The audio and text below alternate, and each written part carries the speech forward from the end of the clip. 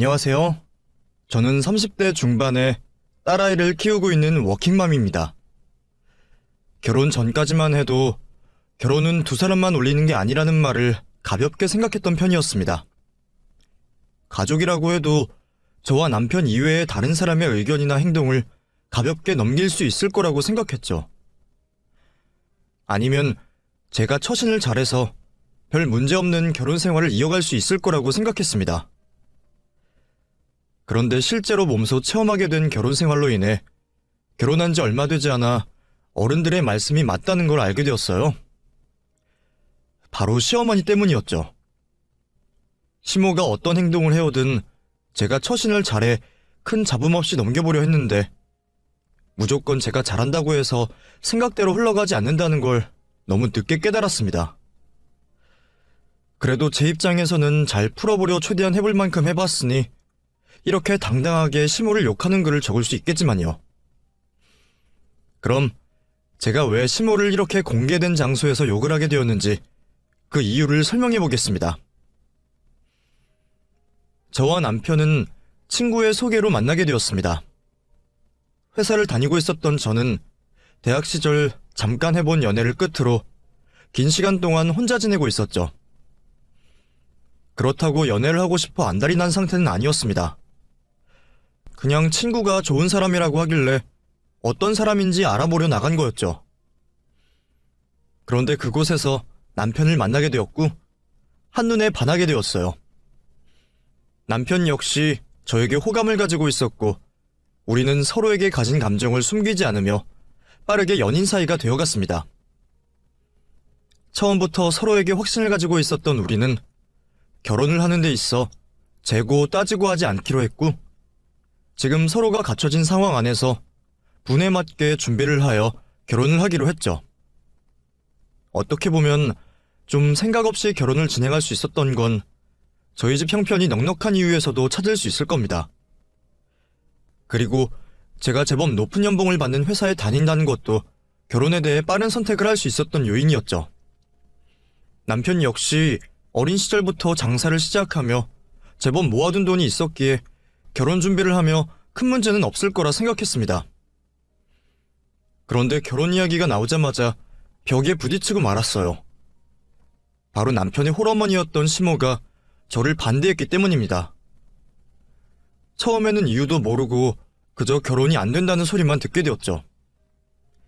그러다 시간이 흐르면서 그 이유가 돈에 있다는 걸 알게 되었습니다. 생활비 대부분을 아들에게 의지하고 있었던 시모였기 때문에 저와 남편이 결혼을 하고 난 뒤 생활고를 겪게 될까 걱정을 하고 있었던 거였죠. 그 이유라는 걸 빨리 알았더라면 괜한 시간 낭비는 하지 않았을 겁니다. 남편에게서 시댁의 형편이 좋지 않다는 걸 듣고 알고 있었고 그 문제에 대해 상의를 하고 약속한 내용이 있었거든요. 남편과 제가 버는 돈의 일부를 시어머니께 용돈으로 드리기로 한 거였죠. 저희가 계획한 내용을 말씀드리며 저희 집 형편에 대해서도 자연스럽게 나오다 보니 시모는 언제 그랬냐는 듯 저를 환대하며 반기기 시작했습니다. 용돈을 따로 준비했다고 말했던 것보다 저희 집 형편이 제법 넉넉하다는 말을 듣고 더 환하게 웃는 시모였어요. 결혼이야 너희들이 준비한 돈으로 한다고 해도 나한테 용돈까지 그렇게 줄 형편이 되겠어? 너희 부모님께서 하시면 많이 섭섭해하시기도 할 거고. 저희도 어머님 어려움 겪지 않을 정도로 드리면서 부담되지 않는 선에서 결정한 금액이라 괜찮아요. 그리고 말씀하신 그 점은 저희 부모님께서도 이해해 주셨고요. 그래? 너희 집 잘 사니? 잘 사는 기준이 어떻게 되는지 모르겠지만 경제적으로 크게 부족함은 느끼지 않는 듯해요. 어머 그래? 어쩐지 너가 나이에 비해 여유가 많다고 느꼈는데 그게 괜히 나오는 게 아니구나. 그러면 난 한숨 돌렸네. 집안 형편이 넉넉하면 넉넉하다고 먼저 말하지 그랬어. 난 또 너희가 도움받을 곳이 없어서 니들끼리 결혼 준비하는 줄 알았잖니. 저희 집이 부자라는 말에 태도를 바뀐 시모를 보며 속물이라는 느낌을 그때부터 받았던 것 같습니다. 그때야 제가 그렇게까지 시모를 생각하지 않으려고 했지만요. 어쨌든 그날 이후 결혼 준비는 빠르게 진행될 수 있었고 남편과 저는 다른 문제 없이 결혼식을 올릴 수 있었습니다.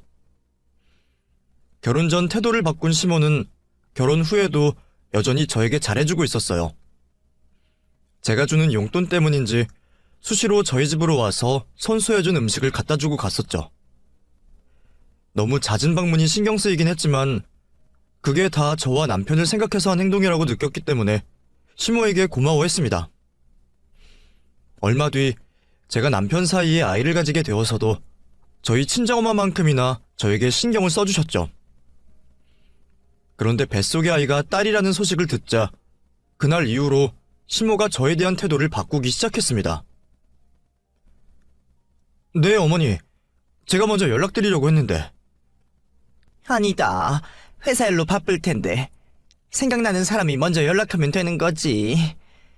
그래. 애는 건강하다고 하고 남자애가 맞지?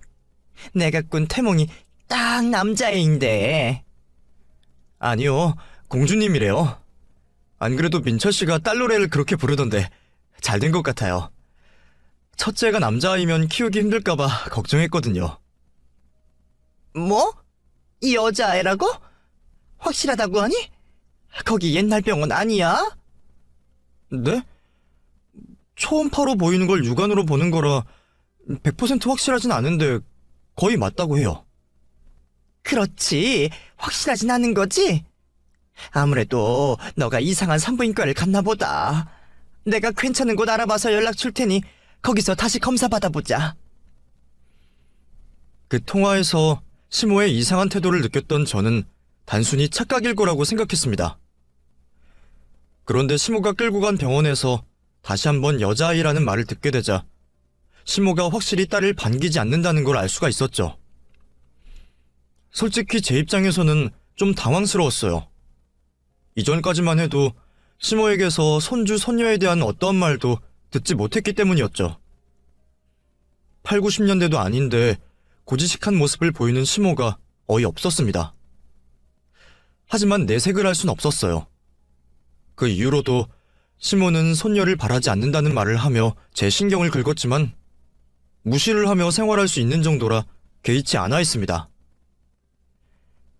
나는 임신하자마자 우리 민철을 가졌는데 아마 네 시아버지 되는 사람 명이 좀 더 길었다면 아마 민철이 밑으로 줄줄이 남동생들만 있었을 거다. 우리 집 피가 그래요. 근데 어쩌다 우리 집에 딸이 생겼는지 뱃속의 아기가 외탁을 하나 보다. 엄마, 요즘 세대의 딸이면 어떻고 아들이면 어때요? 그리고 오히려 요즘 부모들은 딸을 더 선호해요. 딸들이 얼마나 부모들한테 잘하는데. 나이 들어서도 친구처럼 자식처럼 알뜰살뜰히 챙겨주는 건 딸들 뿐이에요. 저만 봐도 엄마께 이 사람보다 못하잖아요. 맞아요, 어머니. 요즘은 딸바보라는 말까지 있을 정도인데요. 그리고 이번에는 어머니께서 원하신 아들은 아니지만 저희 하나만 낳을 생각 아니니 너무 실망하지 마세요. 다음번에는 원하시는 아들 꼭 보여드릴게요. 그게 말처럼 쉬우면 모르겠다. 내가 처음 널 보고 느낌이 쎄했거든. 아마 그게 이것 때문인가 보다. 우리 조상님들께서 이미 알아보시고 내게 알려주신 것 같은데 내가 둔해가지고. 엄마, 이 사람 홀몸도 아닌데 그만 좀 하세요. 나중에 손녀 보시고 예쁘다고 오늘 하신 말 후회하시지 마시고요. 그 뒤로도 시모는 제가 있는 앞에서 그놈의 손자 타령을 하며 딸을 은근히 무시하는 태도를 보였지만 아예 귀를 닫고 생활했습니다. 옛날 사람 생각을 바꾸고 싶다고 잘못되었다고 해도 제가 원한 대로 바꾸긴 힘들었으니까요. 다행히 뱃속 아이와 저는 문제없이 10달을 꼬박 채운 후 건강한 모습으로 만날 수 있었죠. 가족들 모두 딸 예진이를 보고 예뻐해주고 있었는데 시모만 떨떠름한 표정을 지으며 손녀가 만족스럽지 않다는 듯한 표정을 하고 있었죠. 그 표정이 좀 의외이긴 했습니다. 말은 그렇게 해도 직접 보게 된 손녀는 예뻐할 줄 알았으니까요. 시모가 딸아이를 반기지 않는다고 해도 나머지 모든 가족들이 딸아이를 반기고 사랑해주고 있었으니 그것 또한 문제가 되지 않았습니다. 이후 저는 육아휴직을 하게 되었고 1년간 아이와 함께하는 시간을 보내게 되었죠. 그러다 저의 육아휴직이 끝나가는 시점에 남편이 아이를 돌보고 싶다고 말을 했습니다. 그동안 장사를 해오던 남편이 최근 장사가 잘 되지 않자 재충전의 시간도 가질 겸 또 아이와 더 가깝게 지낼 수 있는 의미 있는 시간을 가지고 싶다고 말을 해왔죠. 딱히 거절을 할 이유가 없었어요. 엄마에 이어 아빠가 자식과 같이 있어준다면 이보다 더 좋을 수가 없는 상황이었고 다른 누구보다 믿고 맡길 수 있는 존재였으니까요. 그래서 남편의 뜻을 따르게 되었죠. 저희 친정 부모님께서도 고생을 하게 될 남편을 걱정하시면서 잘된 일이라고 누구보다 좋아하셨습니다. 다들 부녀 간의 오붓한 시간을 반기고 있을 때 이번에도 단 한 사람만 불편해하고 있었죠. 역시 시모였습니다. 남편이 아이를 돌보게 되고 장사를 잠시 쉰다고 말씀을 드리자 시모는 대놓고 반대를 한다며 말했어요. 그것도 제 입장에서는 상당히 불쾌할 수 있는 말을 하면서 말이죠. 아니, 집안의 가장인 네가 왜 집에서 애를 돌보고 있어? 너 엄마가 혼자서 벅차더라도 주방에 못 들어오게 한 거 몰라? 남자가 할 일이 있고 여자가 할 일이 있는 거야. 근데 네가 애를 보겠다고 하는 게 말이 되니? 왜 미니채가 너보고 집에서 애나 돌보라고 말하디? 엄마, 무슨 말씀을 그렇게 하세요? 제가 예진이랑 교감하는 시간을 보내고 싶어서 이러는 거예요. 의도한 건 아닌데 일을 쉬고 싶을 때랑 겹치다 보니 좋은 기회라고 생각해서 결정한 거고요. 평생 돌아오지 않는 시간이잖아요. 기회 될 때 제 딸이랑 같이 있어야죠. 무슨 딸이랑 교감을 해? 어차피 나중에 시집 가면 다른 집안 되는 사람인데 딸은 아무렇게나 키워도 되는 법이다. 그러지 말고 사돈 어른들께 맡기는 걸로 해. 엄마, 혹시 용돈 때문에 그런 거면 걱정하지 마세요. 저는 지금처럼 똑같이 드릴 거예요. 내가 지금 돈 때문에 이러는 거 같니? 남자가 애 보고 주방에 있는 게 말이 안 되니까 이러지. 미니, 네 직장일 계속하고 싶어서 우리 아들 애나 돌보라고 시킨 거냐? 그런 거지? 아니에요, 어머니. 원래 저도 친정어머니 불러서 예진이 봐달라고 하려고 했어요. 거짓말 마라. 내가 요즘 너희 세대 애들을 알아. 남편 부려먹고 싶을 만큼 부려먹고 자기 인생 손톱만큼도 피 안 입으려는 거 다 안다고. 그 뒤로 저와 남편이 시모에게 설명을 해봤지만 시모는 이를 들은 척도 안 했어요. 그렇다고 해도 남편이 예진이를 돌보는 건 바뀌지 않았지만 그날 이후 시모가 매번 남편이 애를 보는 걸 문제 삼아 저에게 못된 소리를 했죠. 시모가 하는 말로 인해 마음에 상처가 되거나 힘들진 않았습니다. 이미 결혼 전 시모가 보여준 속물적인 모습과 딸아이를 낳고 보여준 남아 선호 사상으로 기대하는 바가 없었으니까요.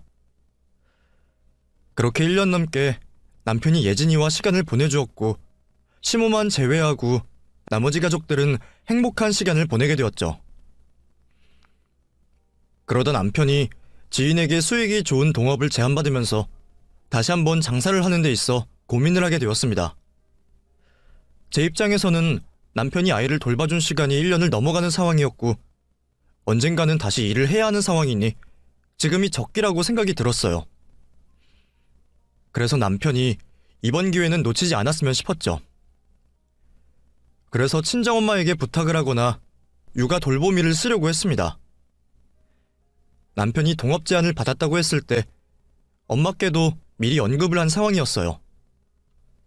엄마께서는 전문가라고 해도 가족이 맡아서 키우는 것보다는 덜 낫다고 말씀을 하시며 손녀 예진이를 봐주시는데 허락을 하신 상태였죠. 그런데 그때 남편에게서 전해 들었는지 시모가 갑자기 끼어들었습니다. 그리곤 아이를 돌봐주겠다고 나섰죠. 친정엄마가 예진이를 돌봐주시겠다고 했는데도 불구하고 직접 저희 친정엄마에게 전화를 해서는 자신이 아이를 꼭 돌봤으면 싶다며 말을 했어요. 친정엄마를 경계하는 모습을 보이며 시모가 난리법석을 피우니 불안하지만 어쩔 수 없이 딸 예진이를 시모에게 맡기게 되었죠. 시모가 지금까지 단 한 번도 예뻐하지도 않았던 손녀를 나서서 봐주겠다고 한 이유는 저와 남편이 신모에게 예진이를 처음으로 맡기게 된 날 알 수가 있었습니다. 바로 돈 때문이었죠. 어머니, 혹시 헷갈리실 것 같아서 애들 용품 익숙치 않은 건 다 분류해놓고 메모해놨어요. 그리고 그 외에 음식량이나 낮잠 시간 등등 예진이 돌보는데 필요한 내용은 이 노트에 다 적어놨으니까 확인하시면 돼요. 그래도 헷갈리시는 거 있으시면 저나 남편에게 언제든 전화주세요. 내가 애를 몇 년이나 키웠는데 이런 걸 못할까? 이건 됐고, 돈은 오늘 줄 거니? 아니면 월 마지막 날 줄 거니? 돈이요? 무슨 돈을... 너는 애를 맡기면서 공짜로 맡기려고 했어? 애 보는 일이 얼마나 힘든데. 그리고 요즘 세상에 공짜로 애 봐주는 집이 어디 있니? 어머, 무슨 말씀이세요? 어제까지만 해도 돈 이야기는 없었잖아요. 그거야 너희가 어련히 알아서 준비를 하겠거니 생각해서 말을 안 하고 있었지.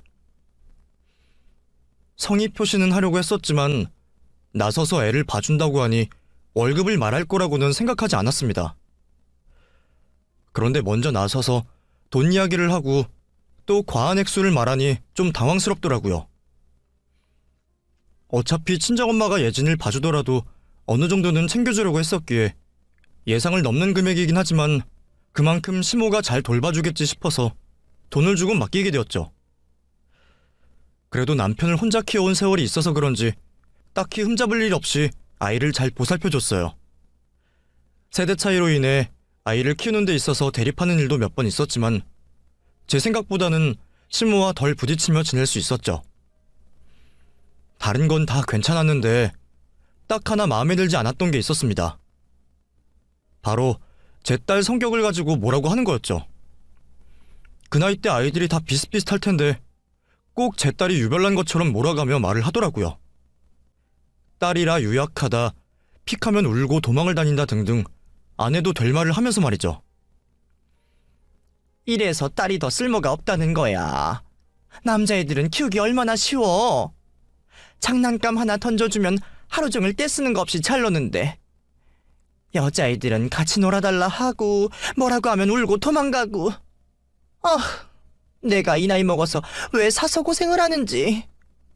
이것도 우리 민철이를 닮았으면 좀 나았을 텐데 누굴 닮았어가지고. 어머니, 그 나이 때 아이들이 다 그렇지 무슨 말씀을 그렇게 하세요. 그리고 저번에도 말씀드렸지만 힘드시면 예진이 봐주시지 않으셔도 돼요. 저희 친정어머니께서도 봐주신다고 한 거 알고 계시잖아요. 친정어머니께 직접 전화까지 하셔서 하시겠다고 한 일이고 거기다 넉넉하게 챙겨드리는데 그렇게 말씀하시면 안 되죠. 다른 건 몰라도 딸아이 흠집을 잡는 건 엄마로서 듣고 있을 수만은 없었습니다. 그래서 저도 몇 마디 할 말은 하곤 했죠.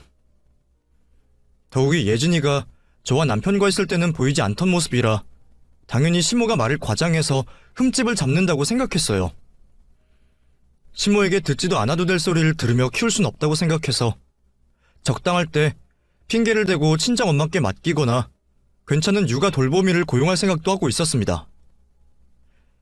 그 적당한 때를 기다리고 있었는데 예진이가 또래 친구들에 비해 말이나 행동이 느리다는 걸 느낀 일이 여러 차례 반복되게 되었어요.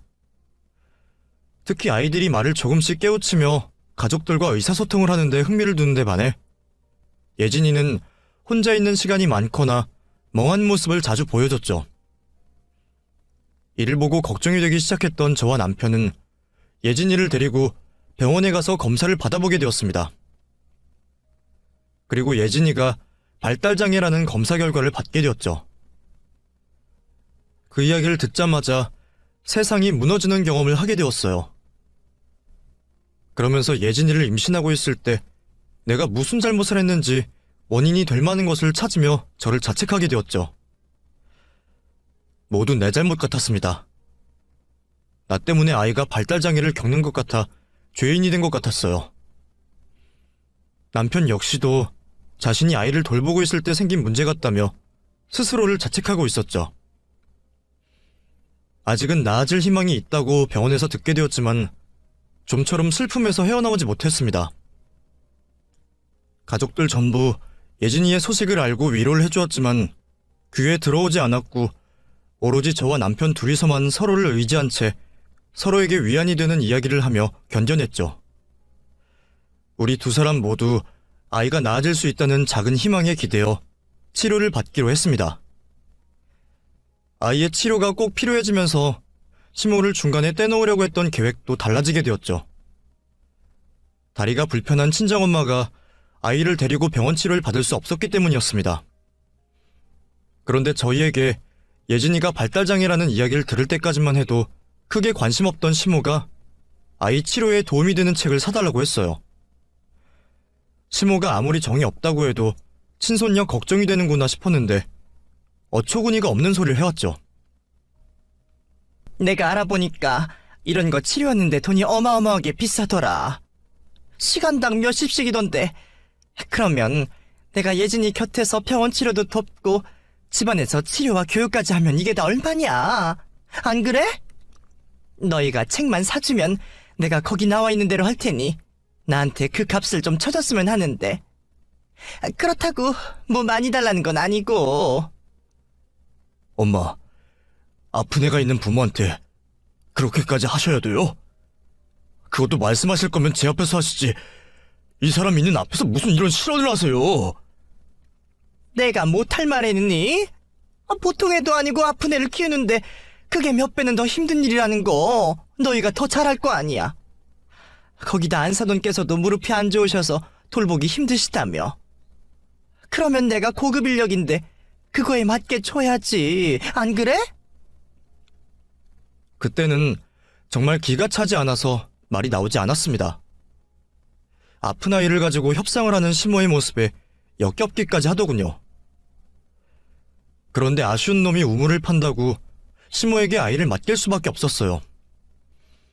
좀 더 전문화된 돌보미를 구해보려고 했지만 발달장애가 있다는 말에 아이를 돌보고 싶다던 그 많던 돌보미 지원이 또 끊기면서 어쩔 수가 없었죠. 시모가 틈틈이 하는 헛소리만 제외한다면 아이를 지금까지 잘 돌봐주고 있었고 아이 또한 새로운 사람과 적응을 할 기간이 필요 없었기 때문에 가장 나은 선택지라고 생각이 들었죠. 물론 불안한 마음을 지울 순 없었지만 그때는 어떠한 이상한 점도 눈치를 채지 못했기 때문에 시모에게 맡길 수밖에 없었습니다. 그런데 치료를 받고 있는데도 불구하고 딸아이의 증상은 더 안 좋아지고 있었습니다. 오히려 이전보다 더 악화된 모습을 보였죠. 점점 더 작은 행동에도 예민한 모습을 보였고 돌발 행동을 수시로 하기 시작했습니다. 치료를 해주시던 선생님들께서도 좀처럼 나아지지 않는 아이의 행동에 다른 문제가 있을 거라 생각하시고 저희와 더 면밀히 상담을 해주셨어요. 하지만 이렇다 할 문제점들은 없었죠. 결국 아이가 주로 생활하는 집 분위기와 인테리어를 바꾸는 방법을 시도해보기로 했고 큰 돈을 들여 아이가 뛰어놀 수 있고 편안하게 느낄 수 있는 집안으로 바꿔봤지만 나아지는 기미는 보이지 않았습니다. 다른 것보다 가장 큰 문제는 자신이 불안하다고 느껴지면 침대 밑으로 들어가 하루 종일 나오지 않는다는 거였어요. 불안해하는 이유도 너무 많았고 또 한 번 들어갔다 하면 어르고 달래도 나올 생각이 없는 게 문제였죠. 아이가 침대 밑으로 들어가면 저희 부부 역시 교대로 아이와 눈을 마주치고 방바닥에 누워 아이를 하루 종일 달래야 했습니다. 저희 부부야 어떤 고생을 하든 상관없었지만 딸아이가 좁은 침대 밑에 숨어 공포에 떠는 모습을 보며 아무것도 해줄 수 없는 게 너무 힘들었어요. 여러 번 소음에 대한 적응 훈련을 해봤지만 좀처럼 나아지지 않고 공포에 떨고 있는 아이를 보니 제가 모르고 있는 다른 문제가 있다고 생각이 들었죠. 혹시나 싶었던 저는 남편과 시모 몰래 CCTV를 설치하고 지난 일주일 동안을 녹화했습니다. 그리고 다음 주말이 된 날 아이를 돌보고 있는 남편 몰래 CCTV를 확인하게 되었죠. 그런데 그곳에 제 억장이 무너지는 장면이 찍혀 있었습니다. 그 장면들을 보자 제 손으로 아이를 사지로 몰아놓은 것 같았죠. 그 장면 속에는 시모가 딸아이에게 해서는 안 될 행동들이 찍혀 있었습니다. 정상적인 아이에게도 해서는 안 될 행동을 발달장애가 있다는 걸 알면서도 우리 딸아이에게 행하고 있었죠. 이곳에 시모가 딸에게 했었던 짓들을 모두 다 설명해 드릴 순 없겠지만 반복적으로 했던 행동들 몇 가지만 설명드리자면, 우선 아이의 밥을 먹일 때 아이 입에 음식물이 있어 씹고 있는데도 불구하고 아이가 불안감을 느낄 수 있는 분위기를 조성하고 강제로 입안에 다른 음식물을 넣곤 했습니다. 자, 빨리 해. 빨리 안 해? 할머니 힘들게 할 거야. 너 손바닥만한 밥을 언제까지 먹으려고 하는 거야? 아이가 다른 또래들보다 밥을 천천히 먹는 건 사실입니다. 한 입 넣고 다른 행동을 하다 보니 시간이 늘어지긴 하지만 돌아다니며 돌발 행동을 하는 것도 아니고 늦어봤자 10분에서 20분 정도 늦어지는 것뿐이에요. 그런데 겨우 그 시간을 못 견뎌서 친할머니라는 사람이 아이에게 윽박을 질렀고, 아이는 그 분위기가 불편하여 침대 밑으로 숨으려고 했죠. 그런데 침대 밑으로 숨으려는 아이를 시모가 강하게 붙잡더니 강제로 아이를 끌고 밥상 앞으로 데려갔습니다. 막무가내로 끌고 가다 보니 아이는 바닥에 넘어져 질질 끌려가고 있었어요. 그리곤 울음이 터진 아이 입에 강제로 음식물을 쑤셔 넣었죠.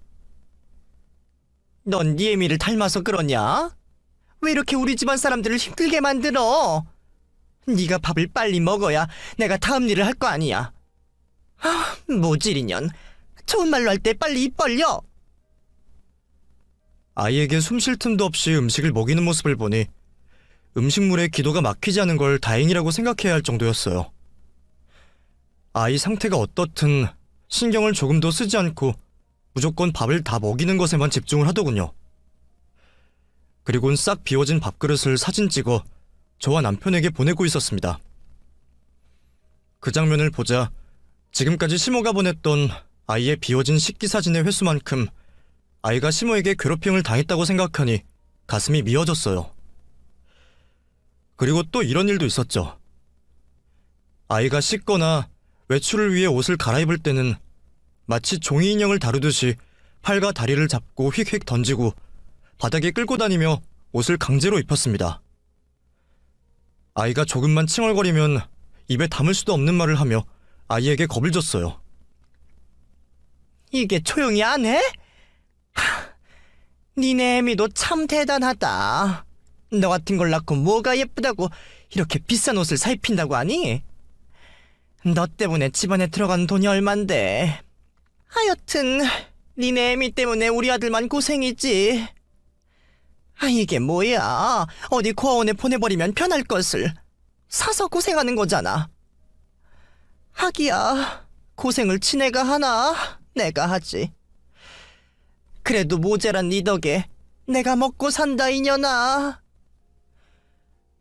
예진이가 어려서 시모가 하는 말을 다 못 알아듣는다고 하지만 말하는 태도나 분위기를 보며 짐작을 할 텐데 그렇게 심한 말을 정말 수시로 하고 있었어요.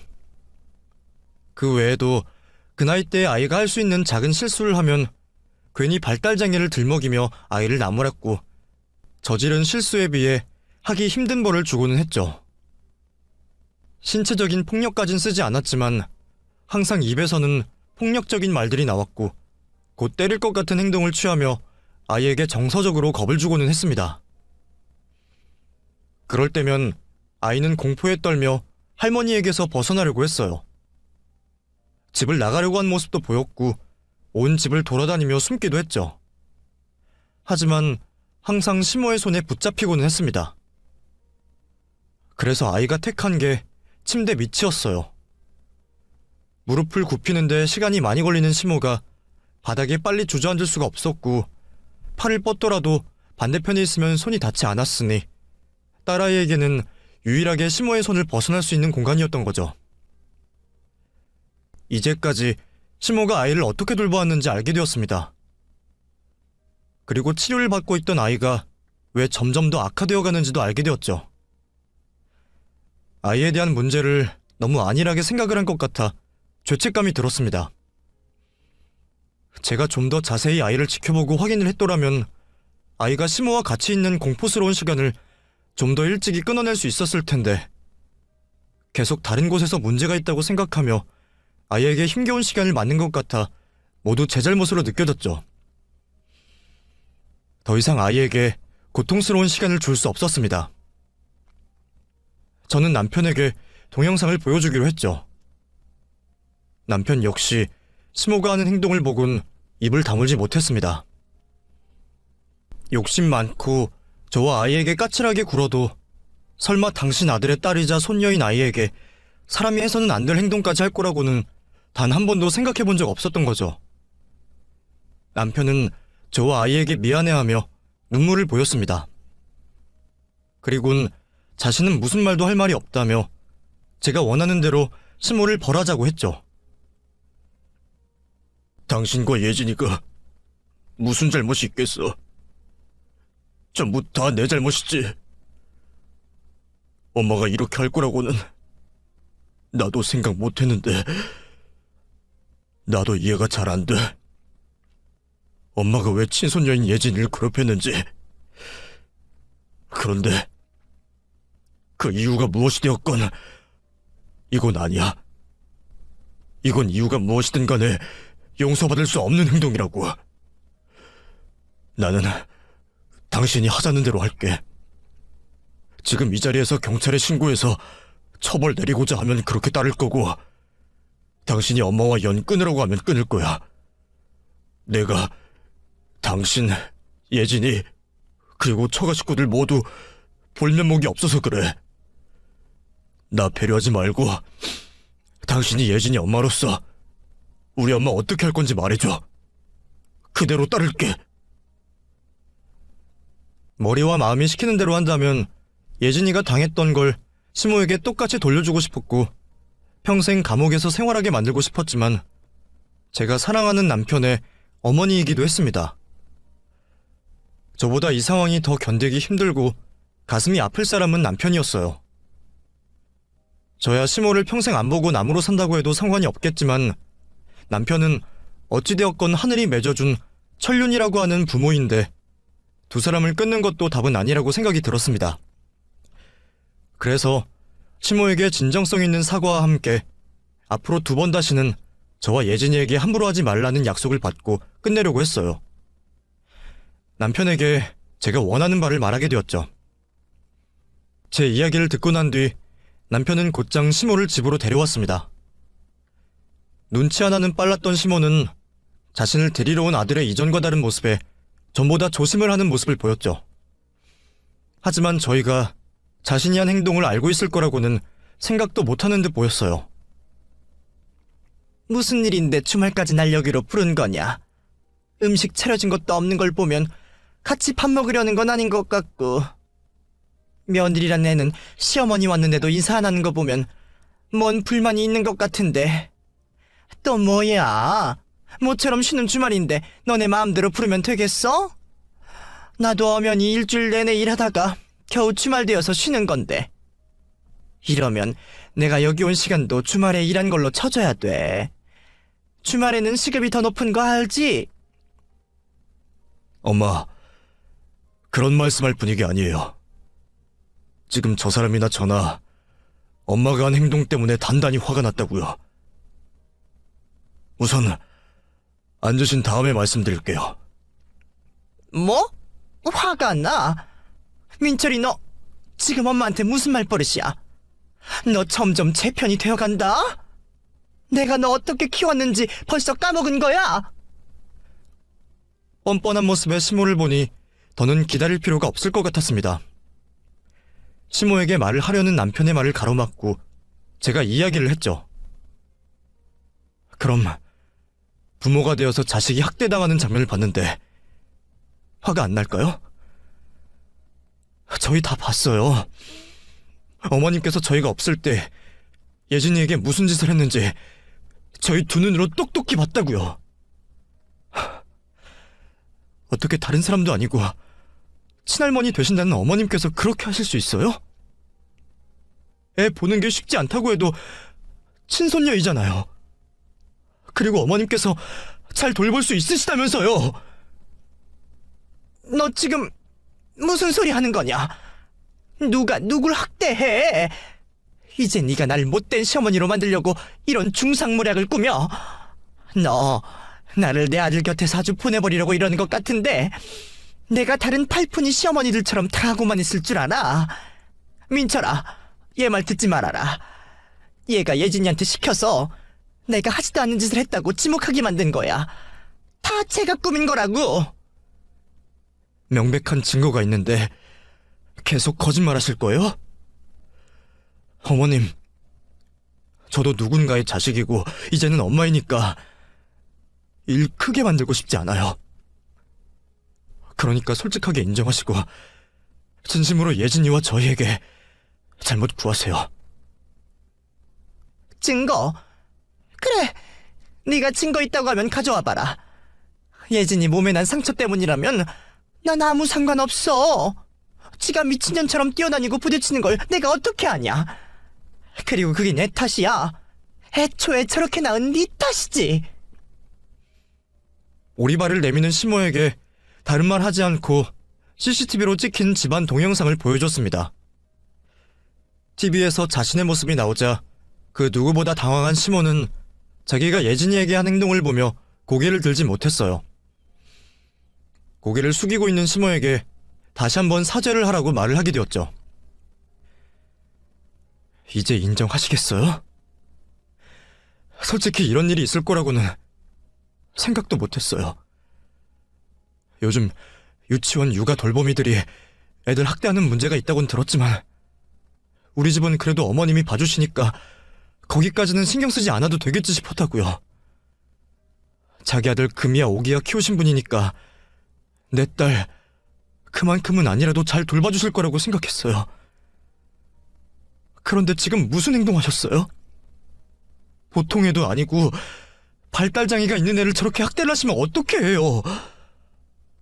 저도 생각 같아서는 이렇게 사과만 받고 끝내고 싶지 않지만 여러 생각 끝에 내린 결론이니 얼른 진심으로 사과하시고 잘못 인정하세요. 자기도 자신의 잘못을 아는 듯 앞에서 나오는 동영상을 못 쳐다보고 있던 시모가 우리 가족에게 사과를 하고 끝날 줄 알았습니다. 그런데 자기 딴에는 할 말이 남았는지 사과를 하지 않았어요. 그래, 내가 애를 좀 과하게 다루긴 했다. 근데 그게 내 잘못이니? 애가 또래 애들과 다르게 지랄발각은 하는데 나보고 어쩌라는 말이야. 애 봐주는 것 가지고 내가 사과하고 그래야 하는 거야? 그것도 시어머니인 내가 며느리인 너에게? 과하게 다뤄요? 지금 저거 아동학대라고요. 그리고 저희 중에 누가 예진이 어머니께 봐달라고 했어요? 저희 친정엄마가 돌봐주신다는 거 직접 전화까지 해서 자기가 돌보겠다고 한 사람이 누군데요? 그리고 예진이 발달장애 판정받고 저희가 전문적으로 돌봐줄 사람에게 맡긴다고 하니까 뭐라고 하셨어요? 발달장애 교육법 있는 책만 사주면 알아서 집에서 정성껏 봐주시겠다면서요. 그래놓고 왜 우리 예진이를 괴롭히는데요? 당신이 그러고도 얘 할머니야? 할머니가 아니라도 그 돈 받고 일하는 거면 돈 받은 값이라도 해야지. 왜 내 딸 학대하냐고. 당장 사과해. 무릎 꿇고 당장 사과하라고. 이게 어디서 시어머니한테 눈을 치켜 뜨고. 내가 잘못했냐? 내가 잘못했어. 그러게 네가 똑바로 나왔으면 될 거 아니야. 누가 발달장애인지 뭔지 아는 아이 낳으라고 시켰어? 그것도 아무짝에 쓸모없는 딸을. 결국 이 상황을 자초한 건 너야. 애초에 네가 우리 아들과 결혼만 안 했어도 이런 일 없었을 거라고. 난 처음부터 네가 마음에 들지 않았어. 너 때문에 우리 찬란 아들이 기도 못 피고 산 거잖아. 내가 어떻게 키운 아들인데 주방이나 들락거리게 만들고 가게도 접고 애를 보게 해? 그거 다 누가 해야 하니? 애 엄마인 네가 해야 하는 거잖아. 너 때문에 우리 아들이 얼마나 손해를 받는지 알아? 이런 속 터지는 상황에 네 모자란 딸 별탈 없이 키워줬으면 나한테 고마워해야지. 뭐가 어쩌고 어째? 자기 잘못은 하나도 없다며 모든 걸 제 탓으로 몰아가는 시모에게 참을 수 없는 분노를 느꼈습니다. 이렇게 된 거 남편 볼낯이 없어지더라도 시모는 가만히 놔두어서는 안 되겠다고 생각이 들었죠. 시모의 머리를 움켜잡고 쥐어뜯으려고 하는 순간 남편이 시모의 머리를 잡고 있는 제 손을 덥석 잡고는 힘을 주고 풀었습니다. 아무리 자기를 낳아준 어머니라고 하지만 자기 딸을 괴롭히고 아내를 비방하는 시모를 감싸는 게 말이 되나 싶었죠. 그런데 저를 말린 남편이 시모의 어깨를 쥐어짜듯이 꽉 잡았어요. 아주 꼼짝 못하게 말이죠. 그리곤 당황하고 있는 시모에게 아주 무서운 목소리로 화를 냈습니다. 제가 화 많이 났다고 처음부터 말씀드렸죠. 엄마 지금 제정신이세요? 잘못했으면 인정하고 사과하면 될걸. 왜 말도 안 되는 억지를 부리고 착한 사람 나쁜 사람으로 만들어요. 이 집에서 나쁜 사람이 누군데요? 엄마만 나쁜 사람이잖아요. 제 아내가 사람 좋아서 죄 인정하고 사과받는 걸로 끝낸다는데 끝까지 이렇게 나오세요. 나도 이제 더는 안 되겠어요. 지금까지 내 엄마라는 이유 하나만으로 화낼 거 참고 있었는데 더는 안 되겠다고요. 나도 내 딸 지켜야겠어요. 당신 같은 사람 내 옆에 두었다가는 내 딸, 내 아내 다 말라 죽겠다고. 민철아, 나 네 엄마야. 네가 나한테 이러면 안 되지. 안 되긴 뭐가 안 돼. 당신이 나 좋다고 엄마 노릇한 거야? 아니잖아. 자기는 한계가 있으니까 나 대신해서 그 한계인 가난 뛰어넘어 보려고 나한테 그렇게 냈던 거잖아. 당신이 진정 날 위했으면 당신한테 기분 나쁜 소리 들어도 잘해주는 내 아내, 아픈 내 딸에게는 그렇게 해서는 안 되는 거잖아. 당신은 내가 결혼하고 우리 집에서 돈 받아간 것 빼고 뭘 했어? 말만 우리 잘 되려고 하는 척하고 자기 욕심만 채웠지. 오늘 당신 손으로 마지막 기회 차버린 줄 알아. 오늘 사죄 안 한 거 평생 후회하게 만들어줄 테니. 아들에게 처음으로 들어보는 험한 소리에 시몬은 이미 충격을 받을 대로 받은 듯 보였습니다. 남편이 자신을 잡고 있던 두 손을 풀고 어디론가 전화를 하자 온몸에 힘이 빠진 듯 그 자리에 털썩 주저앉았죠. 저 역시 남편의 모습에 놀라긴 마찬가지였습니다. 하지만 남편은 그 행동으로도 화가 다 풀리지 않았던 모양이에요. 휴대폰으로 신고를 하고 있었죠. 시모를 아동학대로 경찰에 신고를 한 겁니다. 경찰이 집으로 찾아올 때까지 정신줄을 놓고 있던 시모는 경찰서로 동행을 해달라고 경찰들이 말을 걸자 그제서야 정신을 차리며 남편과 저에게 잘못을 했다고 빌어왔어요. 예, 아가, 내가 잘못했다. 다 내가 저지른 잘못이야. 네 말대로 할머니가 되어서 그런 짓을 하면 안 되었는데 내 나름대로는 불만이 있어서 획가닥했어. 내가 내 죄 인정하마. 그리고 잘못했다. 앞으로는 절대 그러지 않으마. 우리 손녀 예진이한테 무릎 꿇고 빌게. 제발 이러지 마라. 부모 자식 간에 신고를 하다니 이게 웬일이냐. 그 말은 저와 남편에게 아무런 소용이 없었습니다. 저 역시 시모에게 마지막으로 용서를 구할 수 있는 기회를 준 거였기 때문에 남편을 설득할 생각이 없었습니다. 그렇게 시모는 경찰 조사를 받게 되었고 지속적으로 한 육체적, 정서적 학대가 모두 인정이 되어 징역 6개월에 치료 프로그램 이수를 판결받았죠. 판결 이후에도 시모는 저와 남편에게 잘못을 빌어왔지만 이미 기회는 다 사라지고 난 이후였습니다. 저는 두 번 다시는 시모를 볼 생각이 없었어요. 그건 남편 역시 마찬가지였고요. 오히려 저보다 남편이 더 큰 분노와 배신감을 느낀 것 같았습니다. 시모가 자신을 찾을 수 없게 전화번호부터 바꾸고 시모와 알고 있는 지인들까지 싹 다 연을 끊어버렸죠. 물론 그렇게 행동을 했지만 시모는 남편과 연을 끊는 걸 인정 못하겠는지 지겹도록 연락을 해왔습니다. 그럴 때마다 남편이 더 크게 화를 내며 일말의 여지를 남겨주지 않아 지금은 시모에게 어떠한 연락도 오지 않고 있죠. 그러던 사이 우리 딸 예진이는 치료로 인해 많이 좋아진 상태입니다. 아무래도 시모가 아이를 돌보고 있었던 것이 문제였는지 저와 남편이 교대로 아이를 돌보며 치료를 한 끝에 현재는 평범한 아이들처럼 놀고 즐기고 유치원을 다니고 있어요. 꾸준히 치료를 받고 검사를 받아야 하지만 지금처럼 서로 의사소통이 되는 것만으로도 전 너무나도 감사하고 충분하다는 마음을 가지고 살고 있습니다. 저의 불찰로 예진이에게 고통스러운 시간을 겪게 했으니 앞으로는 좋은 것, 아름다운 것만 볼 수 있게 해주려고요. 또 아내와 딸을 선택해준 남편에게도 그때의 선택을 후회하지 않을 수 있게 최선을 다해줄 겁니다. 이렇게 사연을 보내면서 다시 한번 다짐을 하면서 말이죠. 감사합니다.